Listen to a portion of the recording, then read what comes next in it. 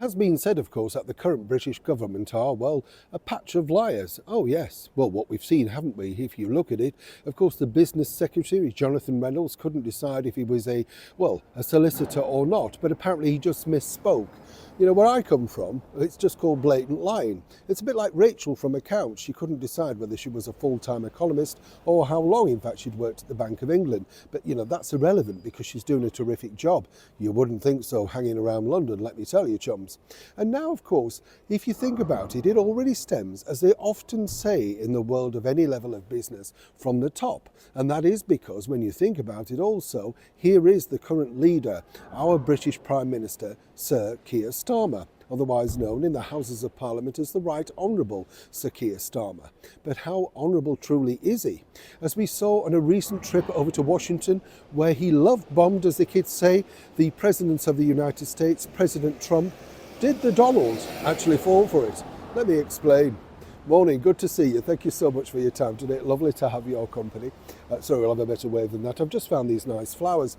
That's why I thought I'd stand here. It's just nice to see a bit of colour, isn't it? Absolutely. Are you all right? I'm all right, thank you. A little bit chilly here today, but never mind. We battle on. And forgive me because I've got a cough sweet in. Yes, it's all in the name of glamour, isn't it? This is the thing. Now, if you saw this, of course, you will have seen this famous speech, basically now from Sir Keir Starmer and Donald Trump. And basically he said this about the return of one of our most prestigious leaders of the United Kingdom, Sir Winston Churchill, back in the White House. Take a look. So good to see the bust of Winston Churchill back in its rightful place just a moment ago. You see, what he failed to mention was the fact that actually it was he, Sir Keir Starmer, that's removed up to 5 portraits of Winston Churchill and looking at removing more. Not only that, in the last week, the likes of Rachel Reeves, Angela Rayner, all the rest of them, Yvette Cooper, have taken down historical figures like Lord Nelson, amongst others, seemingly because they are too triggered by that. But of course, Sir Keir, on the world stage, once again lying, right? I mean, you can dress it up any way you want, he's lying. If he was so thrilled to see Sir Winston Churchill back in the White House, why is he not thrilled to see him in his natural home, in Parliament? Right? Now, this is where I'm sending a warning to Donald Trump, simply because this is what I've been told from insiders at Downing Street. Well, His Majesty the King has formally invited Donald Trump for a state visit back to the United Kingdom, and personally I would have done it directly rather than using somebody so weak and feeble as Sir Keir Starmer, but nonetheless this gave him an opening envelope, shall we say.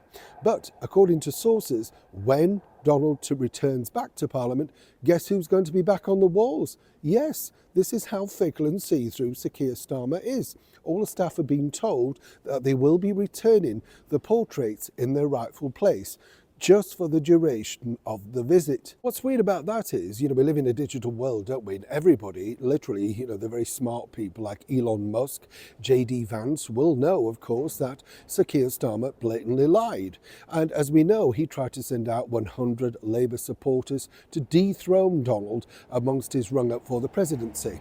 So while people might be saying, this is an odd thing what Donald is doing, I've been told from an excellent source very close to the deputy president, but we call him anyway, the vice president over here, JD Vance, do not fear. Donald is totally across this and as ever is simply biding his time. Great respect for the British monarchy and the British people. Respect for Sir Keir Starmer? Well, it will all play out in the fullness of time. And some might say other people, like this man, advising him from the side. The way it's about to get messy for the obvious liar that is Sir Keir Starmer. The weird thing is, imagine having him as your lawyer. Neil Sean in the very heart of London.